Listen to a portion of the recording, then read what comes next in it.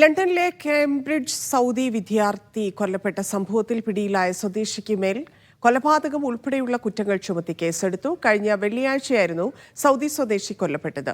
അക്രമികൾ കൊലപാതകത്തിനിടെ വംശീയ വാക്യങ്ങൾ ഉപയോഗിച്ചിരുന്നെന്ന് ദൃക്സാക്ഷിയായ സഹപാഠി വെളിപ്പെടുത്തി. കേംബ്രിഡ്ജിന് സമീപം പ്രവർത്തിക്കുന്ന സ്വകാര്യ EF ഇന്റർനാഷണൽ ഭാഷാ കോളേജിൽ വിദ്യാർത്ഥിയാണ് കൊല ചെയ്യപ്പെട്ട മുഹമ്മദ് യൂസഫ് അൽ കാസിം.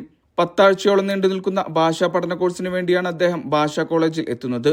20 വയസ്സായിരുന്നു ഇദ്ദേഹത്തിന്. കഴിഞ്ഞ വെള്ളിയാഴ്ചയാണ് സംഭവം.